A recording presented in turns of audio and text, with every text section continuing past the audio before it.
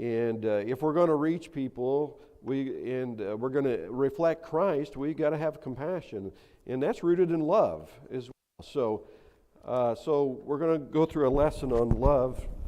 Can you guys hear me okay? Okay. And what is the great love chapter? 1 Corinthians chapter 13.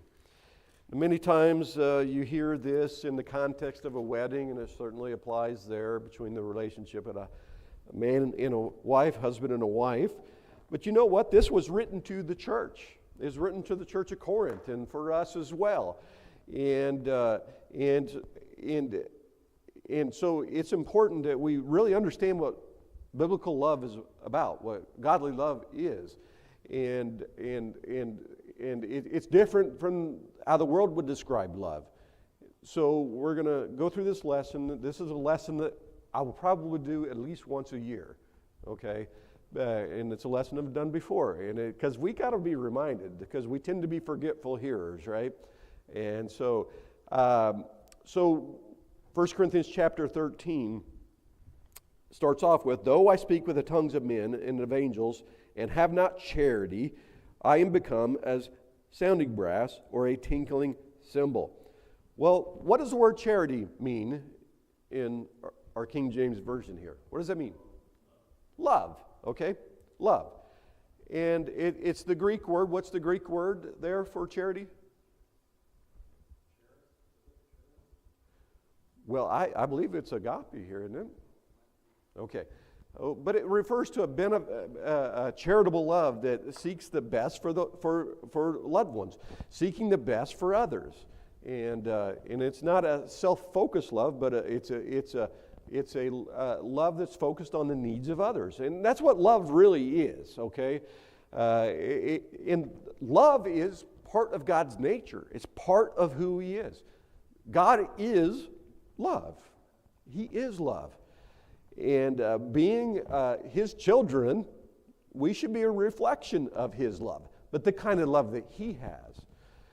It's a type of love that caused God to send His Son to die on the cross for us.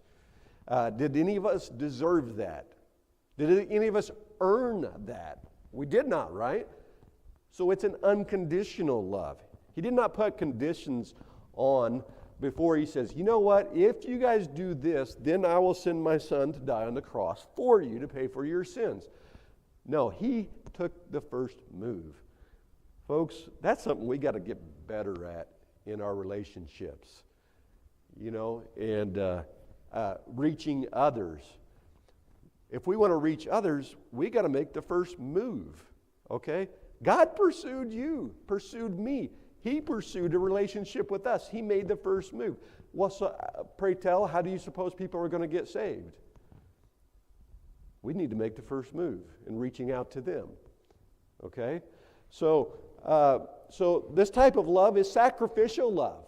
It's not easy because it causes us to sacrifice something. It's unconditional. In this type of love, it's foreign to us, the natural man. It's just our type of love is usually conditional. Okay, I will show love to others as long as they meet certain conditions. But as those conditions aren't being met, we withdraw our love. That's kind of the way we approach things. And we may say, no, I don't really do that. It is unconditional, but oftentimes let's say, for instance, you give someone a gift to help them now, maybe financially, but then later on, maybe they are doing some things and not treating you real well, and then you bring up that gift that you gave to them, and you let them know, well, I gave you that gift, and you ought to be kinder to me, and things like that. What does that mean? We put conditions on it, right? And we do that kind of thing all the time. So in our natural man, this type of love's not possible. We need God's Spirit living in us to be able. It's a supernatural love. It's a divine love. We don't have this within ourselves. So we are dependent upon God, and so we need humility to be able to demonstrate this kind of love. Mankind's love is self-focused love. But through the power of the Holy Spirit, though, we can. The fruit of the Spirit is love, joy, okay? But it's the fruit that's born out through the Holy Spirit in our lives. It's a response. Our love for others is a response to the love we received from God. Are you thankful for the love that we get to enjoy unconditionally with God? And so it's a reflection of the love or response to the love we have received. The Bible tells us that we love God because He first loved us. Okay? Don't ever brag about your love for God. Okay? We would always say we love God, but we should be careful about bragging about it, because how is our love for God demonstrated? Yeah, in part, how we treat others. Our obedience. Okay? We're to love God and love others. Well, you asked, I said, follow Jesus' two commandments. Love me and love thy neighbor. Yes, that's how it's. That's how it's. So if we really say we love God, it will be showing up in how we treat others. Yes, and so the Bible tells us if we love God, keep His commandments. And husbands are instructed to love their wives in this unconditional fashion as well. You know, I've been thankful to see this in many men's lives, how I learned from them. And Ed, I look at Ed, I see how him and Pat, and how the years how you took care of Pat when she needed that. And now I've seen that with other men as well. And that is godly type of love, okay? We see that Andy Coons is dealing with that now. And I see how Steve's taking care of his mom as well. And this kind of love, men, we need to demonstrate. And but not just men, but women as well. But Christians are instructed to love each other this way. The Bible nowhere says we can make exclusions for people that annoy us. Okay, we don't have that exception. By the way, we're to love our enemies this way. Wow, ouch! I mean, I'd like to skip that verse, right? Wouldn't you? But weren't we enemies to God before He demonstrated His love to us? Yes. So if there's going to be any real love in this world, though, this type of love, where's it going to come from? If we're going to see real, genuine, this type of love in the world, where's it going to come from? How's it going to be demonstrated? Through God's people. That's us, right? So if we're complaining about a lack of love in the world, we got to make sure that we are reflecting this in our own lives. So it's God's desire that this attribute be reflected in our lives. But number one, notice this, and this is in your notes. If I've missed anything in your notes, let me know. But number one, the priority of love. Again, this is written to a church at Corinth that had a problem with divisions. And so when we in this book, when we get to chapter 13, the Apostle Paul begins to talk about the priority of love. That's how the first few verses start out. Though I speak with the tongues of men and of angels and have not charity, I become a sounding brass or a tinkling cymbal. And though I have the gift of prophecy and understand all mysteries and all knowledge, and though I have all faith so that I could remove mountains and have not charity, I am nothing. And though I bestow all my goods to feed the poor, and though I give my body to be burned and have not charity, it profiteth me nothing. In the context of a church, we'll start there. A church without love is nothing. Okay? It's just a bunch of stuff going on, but it's not profitable, and it's not pleasing to God. But it's more than that, though. It's worse than that. What does verse 1 tell us? If we don't have love, what are we?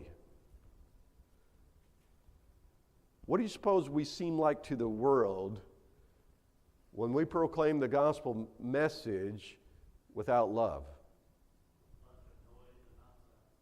We're just a bunch of noise. Have you ever... I think they see besides that we're prideful. Pride. Prideful, you're loud. I'm this, I'm that. Look at me. Right. So yeah, exactly. And so, do we think we're going to win people to Christ if we don't have this real type of love reflected in our lives? And I kind of, when I read this verse, I kind of picture this. Can you imagine you're sharing the gospel, you're like, Tuck, hey man, do you know Jesus Christ? And bam, bam, hey, have you ever, the message's not coming through, right? If I was just banging cymbals and trying to witness to someone. Because you know what they see in our lives? The message gets drowned out because what they are seeing is it's not real. The gospel's not real because it's not reflected in our lives. The gospel being reflected in our lives will result in real love for people. Okay?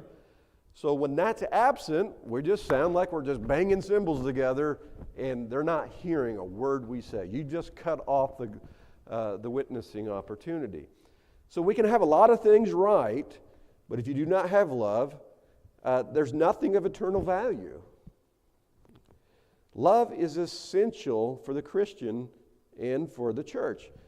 Now, you can put this into the family, into the relationships as well, into the same things. If you want to have an influence in your household, but there's no love and you're just hammering truth all the time, it's just like banging a bunch of noise, you know. But boy, when folks see that you genuinely love and have compassion,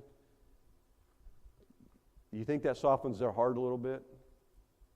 Yeah, of course it does.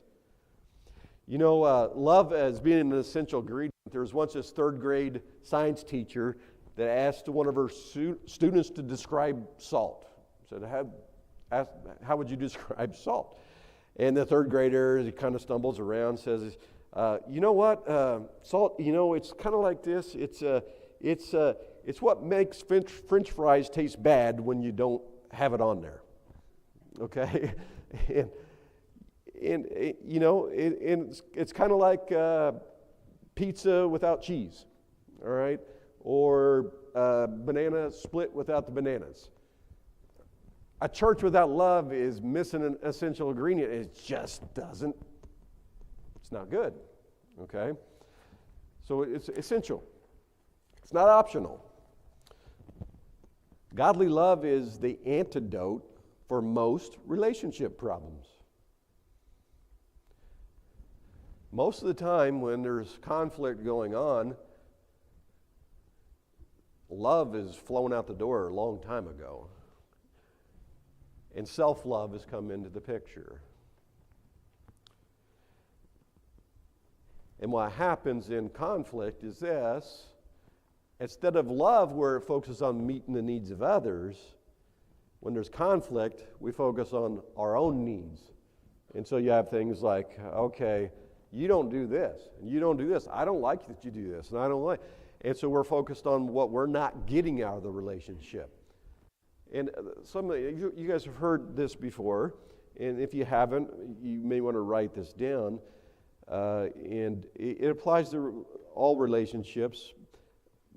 If you want to, I'll put it in the husband-wife in relationship, particularly those that are maybe looking for a wife or looking for a husband, and someone says, I'm looking for the perfect spouse. I'm looking for just the right woman or just the right guy. The best thing you can do, let's say you're a guy, focus on being the right guy. Focus on being in the church. Okay, we'll put it in the church. You know how we can make the church better? Each one of us individually focuses on being the right church member. Don't worry about all the others. You focus on being the right church member. Don't focus on what you want it to be. You focus on being that. Be the example, every one of us. And so then you can apply it to the household and so forth. Friends, many applications. Same thing, though. Godly love puts the needs of others above one's own needs. So a challenge I have for all of us is to put this into practice, that we be the right church members. We do it. Don't wait for others. Husbands and wives, same counsel for you. Don't wait for the other one to start showing this kind of love. You just start doing it, whether they deserve it or not. Same thing. Maybe you got friends that you got conflict with. Just start being the right friend, and so forth. Put it into practice. Love is not an idea. We can kind of think of this, oh, that sounds good. That's just for Hallmark movies. Now, those are fake. Believe me, I've watched enough of them, and makes all of us men look terrible. But it's not an idea. God does not tell us these things and not give us what is needed to actually do it. Love is not a feeling. Don't wait for the feelings to come. Just love is action. This type of love is exhibited in what we do. Love is not a theory. It's not, in the secular world, they'll write a lot of stuff about love. I'm sure there's all kinds of books about love, and there's tons of stuff, and there's lots of theories about it, about how people love. This type of love, though, is not a theory. Here is what it is, though. Love is a choice. It's a choice. We choose to put others' needs above our own. We choose to meet others' needs, or we choose to focus on ourselves, which is self-love.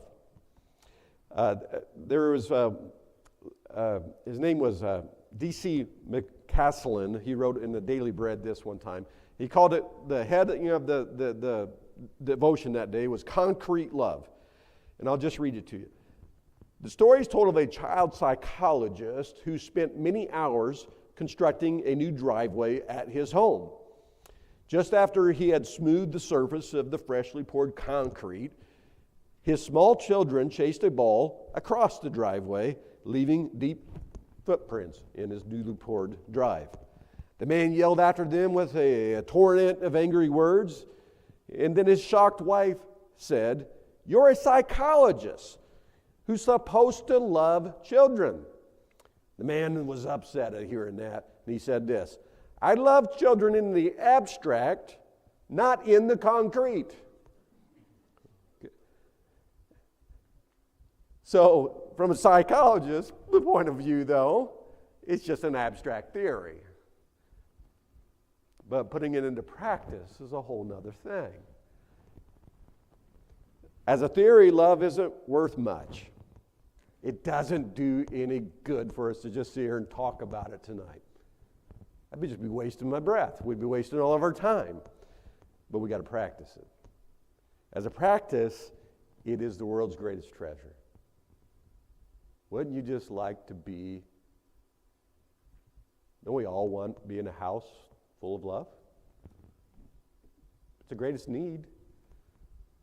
Children come on the bus for Awana, or families bring their kids here. They need love. You need it, whether you admit it or not. If you go, I'm fine on my own, liar. You know you're not. That's evidence that you're not. You haven't experienced God's love if that's the attitude. We all need it. We need it in our church.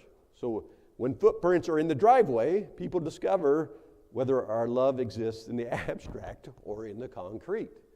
If we say we love God, there will be an exhibition of it when folks test us, right?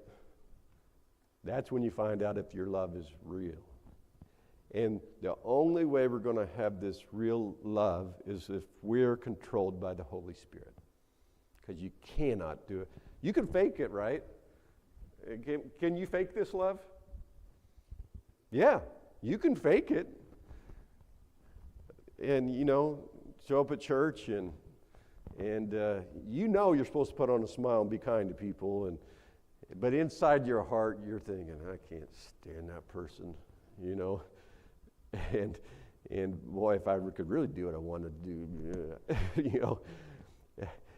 and I'm thankful we don't give in to those kinds of thoughts and those kinds of things, but in a very practical way, when no one's looking and you've got an opportunity to help someone, do you do it? Or do you do it for men, to be seen? Or do we do it to please God, which sees us all the time? Okay, so now we see it, you say, great, this is awesome. Yes, we need to do it. Well, what does it actually look like in practice? That's the second point. The practice of love. Now we get in kind of the nitty-gritty of what it actually looks like. Charity suffereth long. Suffereth long. You know what that is? Patience with the shortcomings of others. Have you got shortcomings? Yeah, we know, Brian. We all do. We all do. I just exhibited one of mine. I can't keep my mouth shut, We all got shortcomings, okay? We all do. Aren't you thankful we don't get what we deserve? If we really got what we deserve, no one would ever talk to us. Okay. So now, some of us exhibit this more than others, but we all need love. We all need to be treated with love, and we need to treat others with love because we all have shortcomings. During the late 1500s, a man named Dr. Thomas Cooper, he had edited a dictionary with the addition of 33,000 words and many other improvements made to the dictionary. And he'd been collecting materials for 8 years when his wife, who was a rather difficult person, went into his study one day while he was gone and took all his work, all his material, all that he'd put into this, and took it and threw it in the fireplace and burned it all up.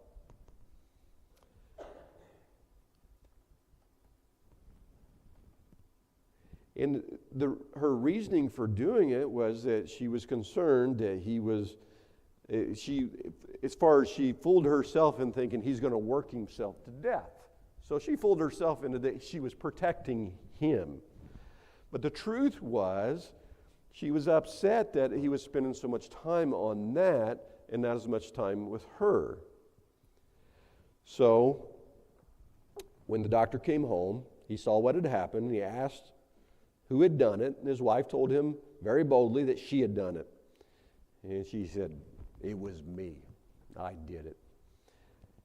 But the man was very patient, and he just sighed real deeply, and he said these words, "O Dinah, Dinah, thou hast given a world of trouble." And he went and sat down and spent another 8 years redoing all the work. That was the only words he said. That's long-suffering love. What would you have done? How many went, boom, top blew off, and let them have it?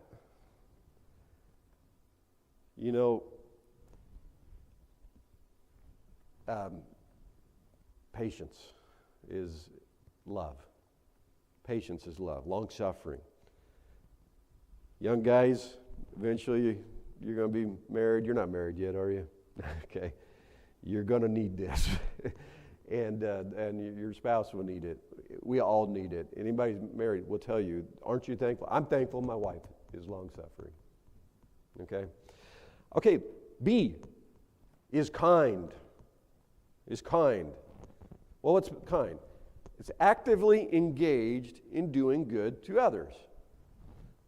Kind is not just being nice. It's actually doing kind things for others. Unexpected. Out of the blue. Just being kind. Aren't you thankful for kindness? Opening a door for someone. Simple things we can do. You know, let's just give an example of this. Self-love versus love that's kind. You go to the store, and don't pretend like maybe you've never done this, but okay, that's the door. Let's pretend that's the door. And it's cold out. It's one of those days, 5 below zero. And you got someone over there, and you're here, and they're walking towards the door. Are you going to rush to beat them in the door before they get there because you want to get in there and get in the warm before they do? Or so maybe there's something in there that you want to buy and you're afraid they're going to get it before you do. And so you rush and maybe even knock them out of the way to get in there. Or do you come up to the door and open the door and let them go? That's just kindness, right? Self-love versus love, right? You go through the buffet line, went to Golden Corral. You see self-love versus love a lot of times at the Golden Corral. You get in line going through the buffet, and there's just a couple pieces of chicken left. And you know if you don't get one of those two, you're going to have to wait 15 minutes for them or 10, whatever, for them to cook more. And so you see a few, and you think you see their chops licking and getting, you know they're going after that chicken, and you run and get it before they do. Okay? Now, so just being kind to others, you know what you could do? I'll do this. I'll rush like I'm going to go get it, and like I'm going to be rude. Then I say, no, I'll just get it for you. You know, that's just the clown in me. But we got to be kind. You know, has anybody the times we all done something like that before? Did it make any difference in your life? Where, it was a life or death kind of thing, like you got that one last piece of chicken before someone else? No, but you can have a huge impact on someone because that simple act of kindness. How many have been impacted because someone did that for you, that kind of thing, and where they did not demonstrate self-love? We all have, and I'm thankful for that. So it don't help you much, but it can have a huge impact on someone else. Small things. I'll use the grocery store example. This ever happened to you? You've been in line at the grocery store and you got your stuff and you getting up there and they checked all the stuff out and you go to grab your wallet and it's not there? Anybody ever done that? I've done that. You're talking about sweating and panic. Oh no, especially if you figured out while they're still checking the stuff. Embarrassment and all that. What if you saw someone else doing that? That happened to them. Would you be maybe, hey, you know what, I'll pay for that for you? That would have an impact, wouldn't it? That kind of stuff. How about C? Love envieth not. Envy is a burning zeal against. It's this zeal that we have against someone. You know this, love does not, get this, love does not have an uneasiness at the happiness of another. But it goes more than that, but rather enjoys seeing others happy. Do you see others prospering in some way? And instead of rejoicing for them or with them, maybe you start speculating of how that happened for them, or they don't deserve it, or you might remember the bad things they've done, and they really, how are they getting prospering? They really should be suffering. Well, that's not love. That's envy. You look at others, and it's also rooted in covetousness. Envy has negative feelings at others' success. Do you realize that you don't have to look at other success and be bothered by it? Do you know there are really genuinely people that exhibit this kind of love that are actually happy when they see you prospering? Have you ever seen this? Hopefully, because we're Christians, okay? That others celebrate with you when you get an advancement. Or maybe someone else gets chosen to do something that you wanted to do. Ooh, maybe in the church. Ooh, might be stepping on toes, you know. Could be at work, could be many places. Is this not what happened to Joseph? Joseph's brothers were jealous, envious. Someone once said that love is satisfied with their portion and glad of another's greater portion. Could you be like, you know what? I've got enough. Boy, look at them go. Look at how great they're doing, and rejoice to see others succeeding and prospering. That's love. I mean, love rejoices at others' success. Love cheers for others' success. I'll give you an example. It's 2011. Most of you know I'm a Cubs fan, right? What do Cubs fans think of Cardinals fans, or Cardinals? Cubs and Cardinals. Don't really care for them, right? It's kind of a rivalry. Kathy, she knows what I'm talking about. It's this kind of thing, you know, and a lot of it's in jest, you know. It's not, you know, but you don't generally root for the opposing team, right? Especially if you're a die-hard fan of a team, you don't usually root for the other team. I grew up with family members of Cardinals and Cubs and this ongoing thing, and then if one team gets in the playoffs, you weren't happy if it was the Cardinals, if you're a Cub fan, or vice versa. And so it was 2011. I'd been married for 2 years to my wife, who's a Cardinal fan. Would not switch before we got married, and hasn't since.